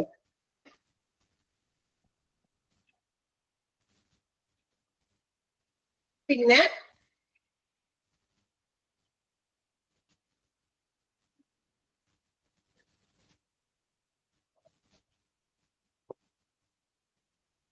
അതിന്റെ കുറച്ച് എക്സാമ്പിൾസ് ഓഫ് സെൻട്രൽ ബ്രാക്കറ്റിൽ പ്രിഫിക്സുകൾ ചേർത്തിട്ടുള്ള ഹൈപ്പർ വെന്റിലേഷൻ അതൊക്കെ നമ്മൾ വായിച്ചു കൊടുക്കാം. എക്സാമ്പിൾസ് പ്രിഫിക്സ് ചേർത്തിട്ടുള്ള കുറച്ച് എക്സാമ്പിൾസ് ഒന്നാമത്തെ പാരഗ്രാഫ് ആ പാരഗ്രാഫിൽ പറയുന്നത് അതൊന്നും അപ്ലൈ ചെയ്തേക്കാം. മനസ്സിലായോ? യെസ്. അപ്പൊ ഇനി നമുക്ക് അടുത്തത് എന്ത് പഠിക്കണം? സഫിക്സ് പഠിക്കണം അല്ലെ? പ്രിഫിക്സ് ഒരു വേർഡിന്റെ മുമ്പിൽ ചേർത്തിട്ടുള്ള കഷ്ണമാണെങ്കിൽ, കഷ്ണം ഒരു ലെറ്ററോ അല്ലെങ്കിൽ ലെറ്റേഴ്സോ ചേർന്നത് ഒരു പാർട്ട് ആണ് എങ്കിൽ, മുമ്പിലാണ് ചേർക്കുന്നതെങ്കിൽ സഫിക്സ് എന്താണ്? It is added to the end of a word. ഒരു വേർഡിന്റെ അറ്റത്ത്, അതായത് വേർഡ് കഴിഞ്ഞതിന് ശേഷം നമ്മൾ ചേർക്കുന്ന ഒരു കഷ്ണം ലെറ്ററോ ലെറ്റേഴ്സോ ചേർന്നതാണ് സഫിക്സ് എന്ന് പറയുന്നത്. ഇത് മെഡിക്കൽ ടെർമിനോളജിയിൽ ഒരുപാട് ചിലപ്പോൾ പ്രൊസീജിയേഴ്സിനോ ഹ്യൂമൻ എലമെന്റിനോ പല രോഗങ്ങൾക്ക് ഡിസീസിനോ അല്ലെങ്കിൽ യൂഷ്വലി ഫോർ പാർട്സ് ഓഫ് സ്പീച്ചിന് വേണ്ടി പരസ്പരങ്ങളോട് സംസാരിക്കാനോ വേണ്ടിയിട്ടൊക്കെ നമ്മൾ സഫിക്സുകൾ ആഡ് ചെയ്യുന്നുണ്ട്.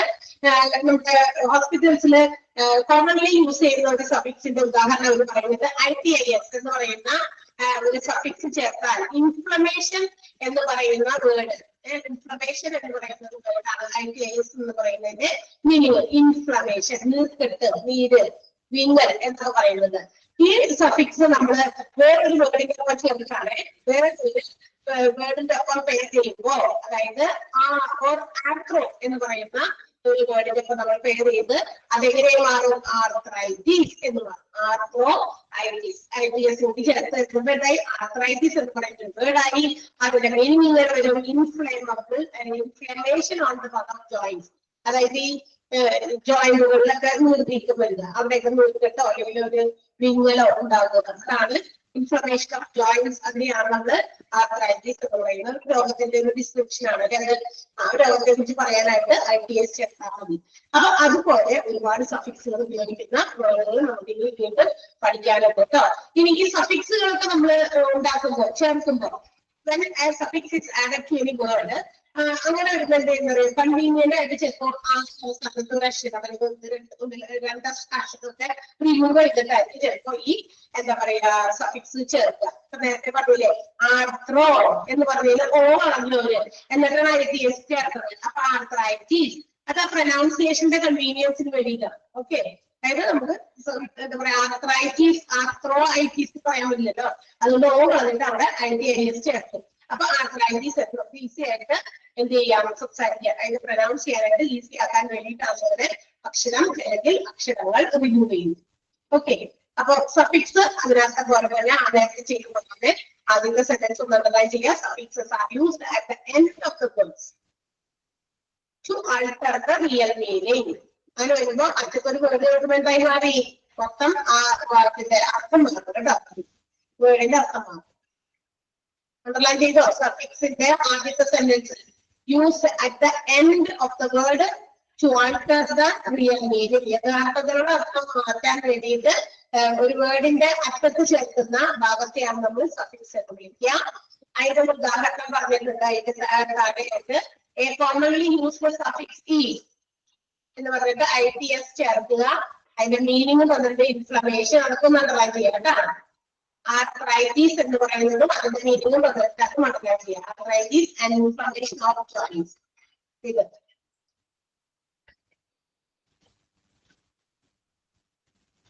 അത് അണ്ടർലൈൻ ചെയ്യും.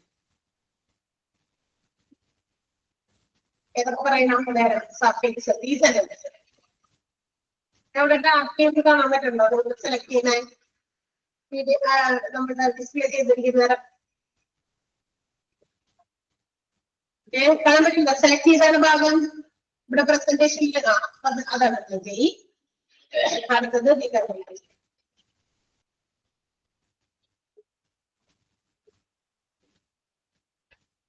ഇത് അണ്ടർലൈൻ ചെയ്യാം. കോമൺലി യൂസ്ഡ് സഫിക്സ് ഈസ് എന്നുള്ളത് അണ്ടർലൈൻ ചെയ്യാം. മീൻസ് ഇൻഫ്ലമേഷൻ എന്നുള്ളത്. ഇനി കിട്ടിയോ? രണ്ടാമത്തെ സെലക്ട് കിട്ടിയോ? അടുത്ത സെലക്ട് ചെയ്യുമ്പോൾ പോകും. അതാണ് ഞാൻ ചോദിക്കുന്നത്. എല്ലാവർക്കും കിട്ടിയോ? Yes, അടുത്തത് the prefix arthro, which means joint. The word comes out of arthritis, inflammation of joints.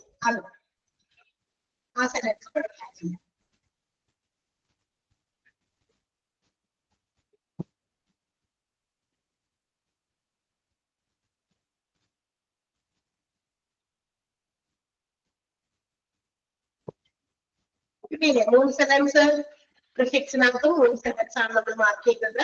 ഇതിനകത്തും മൂന്ന് സെന്റൻസ് ആണ് മാർക്ക് ചെയ്യുന്നത്.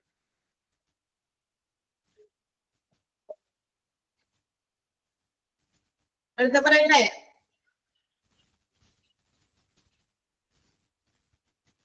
ഓക്കെ, അടുത്തത് റൂട്ട് വേർഡ്സ് ആണ്. ചില റൂട്ട് വേർഡ്സും ഉണ്ട്. അതായത് chief part or stem of a word. ഒരു വേർഡിന്റെ പ്രധാനപ്പെട്ട എന്നൊക്കെ പറയില്ലേ അല്ലെ, തണ്ട്, പ്രധാനപ്പെട്ട ഭാഗം, അതിനെയാണ് നമ്മൾ റൂട്ട് വേർഡ് എന്ന് വിളിക്കുക. അപ്പൊ അങ്ങനെ ഒരു കറക്റ്റ് ആയിട്ടുള്ള എസെൻഷ്യൽ ആയിട്ടുള്ള ഒരു മീനിങ് ഉണ്ടായിരിക്കും. ആ റൂട്ട് വേർഡിന് കൃത്യമായ ഒരു മീനിങ് ഉണ്ടായിരിക്കും. അത് ചിലപ്പോ നമ്മുടെ എന്താ പറയുക ബോഡി പാർട്ടിനെ റിപ്രസെന്റ് ചെയ്യുന്നതോ അങ്ങനെയൊക്കെ ആയിരിക്കാം. അപ്പൊ അതിന്റെ കൂടെ ചിലപ്പോ ഐ, ഇ, ഒ, യു ഒക്കെ എന്ന് പറയുന്ന വൊവൽസ് ഒക്കെ ചേർത്തിട്ട് റൂട്ട് വേർഡിന്റെ കൂടെ ചേർത്തിട്ടൊക്കെയാണ് പ്രിഫിക്സുകൾ ആഡ് ചെയ്ത് വരുന്നത്, അല്ലെങ്കിൽ സഫിക്സുകൾ ആഡ് ചെയ്ത് വരുന്നത്. അപ്പൊ എന്താകും, ചിലപ്പോ ബോഡി പാർട്സിന്റെ ഒപ്പം ഇപ്പൊ ഈ പറയുന്ന നമ്മുടെ എന്താ പറയുക വോവൽസ് ആയിട്ടുള്ള അക്ഷരങ്ങൾ ചേർത്ത് പ്രിഫിക്സ് ആയിട്ട് ചേർത്തോ അല്ലെങ്കിൽ സഫിക്സ് ആയിട്ട് ചേർത്ത് കഴിയുമ്പോൾ അത് ഏതെങ്കിലും പർട്ടിക്കുലർ ആയിട്ടുള്ള ഒരു സിറ്റുവേഷൻ അല്ലെങ്കിൽ ഒരു സ്ട്രക്ചർ ആയിട്ട് കണ്ടീഷൻ ആയിട്ട് മാറും. ഇപ്പൊ നമ്മള് റെഗുലർ ആയിട്ട് യൂസ് ചെയ്യുന്ന ചില ഷോർട്ട് ഫോംസ് ഉണ്ടല്ലോ, EMS, അതുപോലെ തന്നെ എന്താ എമർജൻസി മെഡിക്കൽ സർവീസ് ആണ് കേട്ടോ EMS. CPR എന്താണ്, കാർഡിയോ പൾമിനറി റെസിസിറ്റേഷൻ, അതാണ് അതിന്റെ ഫുൾ ഫോം. CPR ഇതൊക്കെ കൊടുത്തിട്ടുണ്ടല്ലോ, stands for cardio pulmonary resuscitation എന്ന് പറയുന്നത്. അപ്പൊ ഇങ്ങനെയുള്ള ചില കാര്യങ്ങളൊക്കെ നമുക്ക് എന്താ പറയാ ഷോർട്ട് ഫോംസ് ആയിട്ട് വരുന്നുണ്ട്. റെഗുലർ ആയിട്ട് യൂസ് ചെയ്യുന്ന ചില ടേമുകളാണ് ഇതൊക്കെ, മെഡിക്കൽ ഫീൽഡിൽ ഉപയോഗിക്കുന്ന ചില ടേമുകളാണെന്നാണ് നമുക്ക് പറയുന്നത്. ഇതിനെയൊക്കെ നമുക്ക് ബ്രേക്ക് ചെയ്യാം. ഇങ്ങനെ അങ്ങനെ കുറിച്ച് എടുത്തു കഴിഞ്ഞാൽ കാർഡിയോ എന്ന് വെച്ചാൽ എന്താ, ഹാർട്ട് എന്നാണ്. പൾമിനറി എന്ന് പറയുന്നതോ ലങ്സുമായിട്ട് റിലേറ്റ് ചെയ്യുന്നത് അല്ലെ, അതിന്റെ മീനിങ് ലങ്സ് എന്നാണ്. അങ്ങനെ മുറിച്ചൊക്കെ അതിൽ നമുക്ക് കുറെ റൂട്ട് വേർഡുകൾ എടുക്കാൻ പറ്റുന്നതാണ് പറയുന്നത്. പൾമിനറി എന്ന് പറയുന്നത് റൂട്ട് വേർഡാണ്, ലങ്സ് റിലേറ്റഡ് ആണ്. ഹാർട്ട്, കാർഡിയോ എന്ന് പറയുന്നത് റൂട്ട് വേർഡാണ്, കാരണം മീനിങ് ഹാർട്ടാണ്. അപ്പൊ മീനിങ് ഫുൾ ആയിട്ടുള്ള ഒരു വേർഡ്, കൃത്യമായ ഒരു ചീഫ് പാർട്ട്, ഒരു മുഖ്യമായ ഭാഗം, ഒരു മെയിൻ ഭാഗം, സ്റ്റെം എന്നൊക്കെ നമുക്ക് പറയാം ഇതിന്റെ റൂട്ട് വേർഡിന്. ഓക്കെ, അപ്പൊ നമുക്ക് അറിയാവുന്ന സാധാരണ ഈ എന്താ പറയാ നമ്മള് ഈ പഴഞ്ഞൊക്കെ വീഴുക ചില ആളുകളൊക്കെ. അപ്പൊ ഹാർട്ട് അറ്റാക്കുമായിട്ട് ബന്ധപ്പെട്ടിട്ടുള്ള ഒരു വൺ വീഴ്ചയാണോ എന്നറിയാൻ വേണ്ടിയിട്ട് അങ്ങനെയാണെങ്കിൽ നമ്മളിങ്ങനെ തട്ടി വിളിക്കുക. അപ്പൊ അതിന് റെസ്പോണ്ട് ചെയ്തില്ലെങ്കിൽ അതിനനുസരിച്ച് നമുക്ക് ചെയ്യേണ്ട ചില ആക്ഷൻസ് ഉണ്ട്. അതിന്റെ ഒരു ഭാഗമാണ് CPR എടുക്കുക എന്ന് പറയുന്നത്. സാധാരണ എങ്ങനെ CPR പറഞ്ഞിട്ടുണ്ടല്ലോ അല്ലെ, ഇഷ്ടംപോലെ വീഡിയോസ് ഒക്കെ നമ്മൾ കണ്ടിട്ട് കഴിയുന്നുണ്ട്. ഇങ്ങനെ വെച്ചിട്ട് നമ്മുടെ ഇവിടെ ഇതിന്റെ താഴെയായിട്ട് ഇങ്ങനെ വെച്ച് കറക്റ്റ് ആയിട്ട് ഇങ്ങനെ വെച്ചിട്ട് നമ്മൾ എന്ത് ചെയ്യണം, പുഷ് ചെയ്ത് കൊടുക്കണം.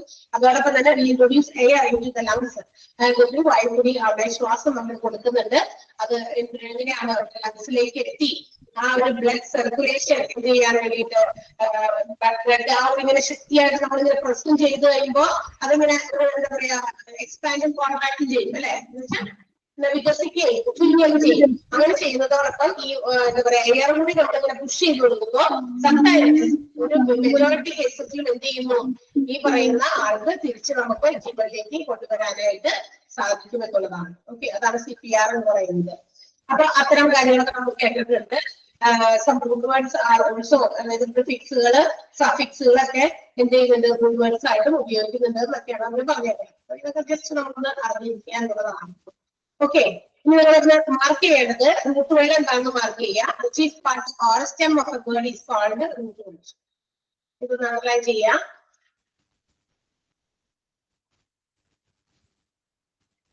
പിന്നെന്താ ചെയ്യേണ്ടത്,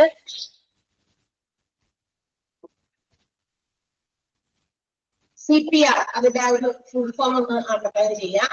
കാർഡിയോ പൾമിനറി റെസിസിറ്റേഷൻ എന്ന് പറയുന്നത്. ഇനി അതിൽ ഓരോരുത്തരെയും എന്താ പറയാ സ്പ്ലിറ്റ് ചെയ്തിട്ടുള്ള കുറിച്ച് എന്ത് ചെയ്ത് എടുത്തിട്ടുള്ള മീനിങ് പറഞ്ഞിട്ടുണ്ട്. കാർഡിയോ മീൻസ് ഹാർട്ട് എന്നും പൾമിനറി മീൻസ് ലങ്സ് എന്നും. അതുകൂടി ഒന്ന് അണ്ടർലൈൻ ചെയ്യാം.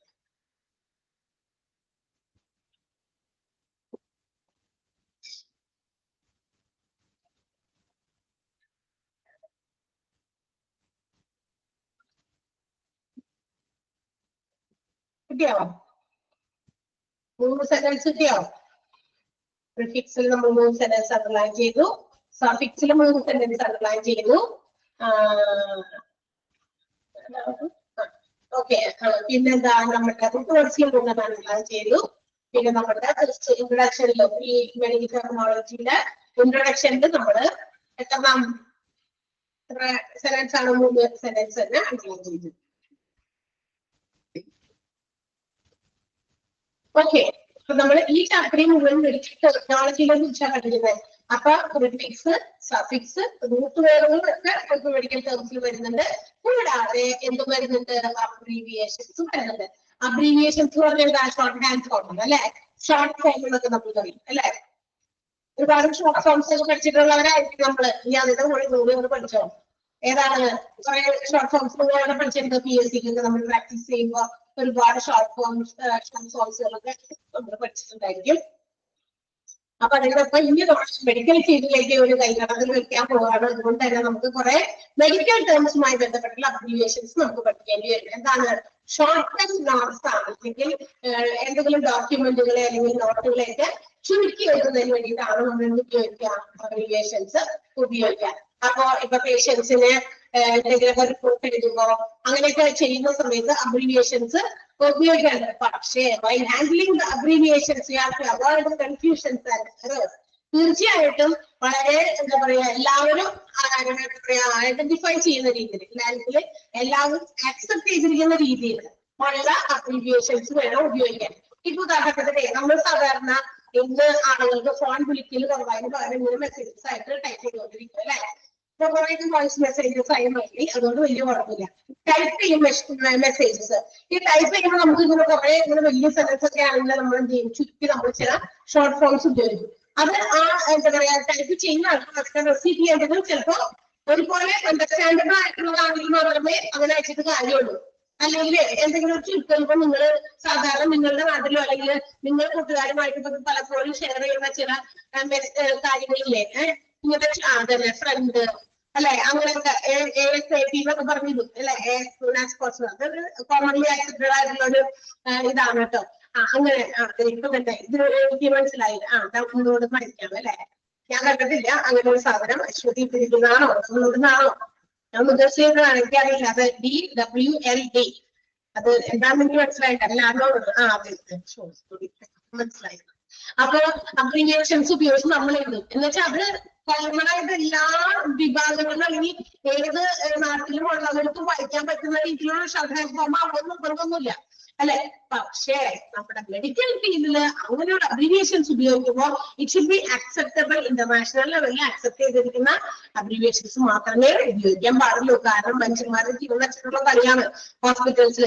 അപ്പൊ നമ്മൾ ഉദ്ദേശിച്ചത് ഇന്നതാണെന്ന് പറഞ്ഞ് നമ്മൾ ഷോർട്ട് ഫോമിലേക്ക്, പക്ഷെ അത് റെസിപ്പിയന്റ് അത് ആ രീതിയിൽ തന്നെ എടുക്കണമെന്നില്ല. അതേസമയം നമ്മൾ കോമൺ ആയിട്ട് ഹോസ്പിറ്റൽസിലെ എല്ലാവരും അക്സെപ്റ്റ് ചെയ്തിരിക്കുന്ന ഒരു അബ്രീവിയേഷൻ ആണെങ്കിൽ അത് അങ്ങനെ തന്നെയാണ് അവർ മനസ്സിലാക്കിയിട്ടില്ല. അല്ലാന്നുണ്ടെങ്കിൽ പറ്റില്ല. ഓക്കെ, അപ്പൊ കൺഫ്യൂഷൻസും എറേഴ്സും ഒക്കെ എന്താ പറയാ ലെസൺ ചെയ്യാൻ, കുറയ്ക്കാൻ വേണ്ടിയിട്ട് ഈ പറയുന്ന കോമൺലി അക്സെപ്റ്റ് ചെയ്തിരിക്കുന്ന സ്റ്റാൻഡേർഡ് പ്രകാരം അനുസരിച്ച് ഉണ്ടാക്കിയിരിക്കുന്ന അബ്രീവിയേഷൻസ് മാത്രമേ ഉപയോഗിക്കാൻ പാടുള്ളൂ. അപ്പൊ അങ്ങനെയാണെങ്കിൽ എന്താ പറയാ, whatever it is written in the documents by the health care professionals, ഈ പറയുന്ന ഹെൽത്ത് കെയർ പ്രൊഫഷണൽസ് തയ്യാറാക്കുന്ന ഡോക്യുമെന്റുകളൊക്കെ നമുക്ക് ഈസി ആയിട്ട് അതിൽ നിന്ന് മനസ്സിലാക്കാൻ വേണ്ടി സാധിക്കും. ഇനി അല്ലാത്ത അബ്രീവിയേഷൻസ് അല്ലെങ്കിൽ എന്താ പറയാ ഫെമിലിയർ ആയിട്ടുള്ള അബ്രീവിയേഷൻസ് ഒക്കെ നമുക്ക് ആ ഒരു പരിധിയിൽ അല്ലെങ്കിൽ ആ ഒരു പദ്ധതിയിൽ ആളുകളെ ആക്സെപ്റ്റ് ചെയ്തത് മാത്രമേ ഉപയോഗിക്കാൻ പാടുള്ളൂ. അല്ലെങ്കിൽ ആ ഒരു സർവീസിംഗ് ഏരിയയിൽ ആക്സെപ്റ്റബിൾ ആയിട്ടുള്ള ഒരു അബ്രീവിയേഷൻ ആകണം ഉപയോഗിക്കാൻ. അല്ലാത്തത് ഉപയോഗിക്കാൻ പാടില്ല. ഉപയോഗിച്ച് കഴിഞ്ഞാൽ പറ്റില്ല എന്നാണ്. ഓക്കെ, നമ്മൾ പല കാര്യങ്ങൾക്കും അങ്ങനെ അബ്രീവിയേഷൻസ് ഉപയോഗിക്കുന്നവരാണെങ്കിലും ഹോസ്പിറ്റലിലെ എംപ്ലോയീസ് സ്റ്റാഫ്സ് അങ്ങോട്ടും ഇങ്ങോട്ടൊക്കെ അവർക്ക് സ്റ്റാൻഡേർഡ് പ്രകാരമുള്ള അബ്രീവിയേഷൻസ് മാത്രമേ ഉപയോഗിക്കാൻ പാടുള്ളൂ എന്ന് നിർബന്ധമുണ്ട്. ഓക്കെ, അപ്പൊ അബ്രീവിയേഷൻസ് എന്നുള്ളതിന്റെ ടോപ്പിക്കിനകത്ത് ആദ്യത്തെ സെന്റൻസ് ഒന്ന് അണ്ടർലൈൻ ചെയ്യാം. ഫസ്റ്റ് സെന്റൻസ് എല്ലാവരെയും ഇമ്പോർട്ടന്റ് ആണ് കേട്ടോ. അതിനകത്ത് വെച്ചിട്ടൊക്കെ ക്വസ്റ്റ്യൻസ് കണ്ടിട്ടുണ്ട്, ഒബ്ജക്റ്റീവ് ടൈപ്പ് ക്വസ്റ്റ്യൻസ് കണ്ടിട്ടുണ്ട്.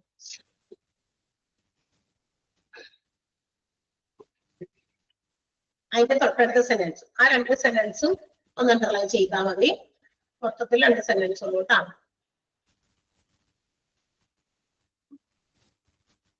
അബ്രീവിയേഷൻസിൽ ആ 2 സെന്റൻസ് മാത്രമേ ഉള്ളൂ പഠിക്കാനായിട്ട്.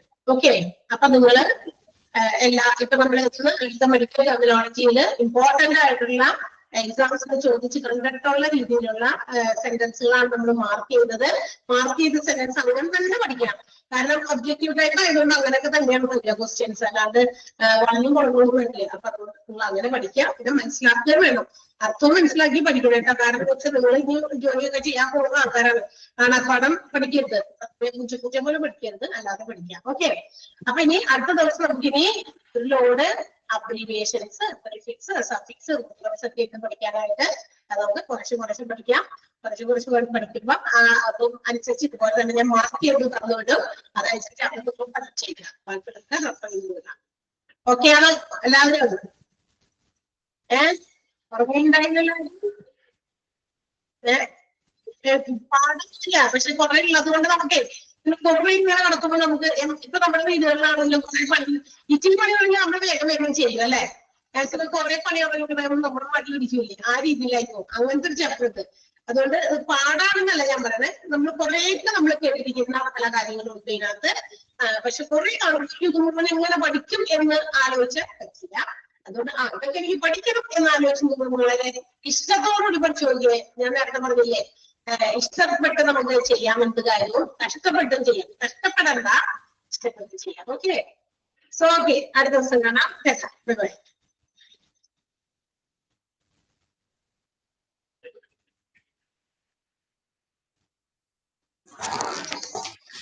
Thank you.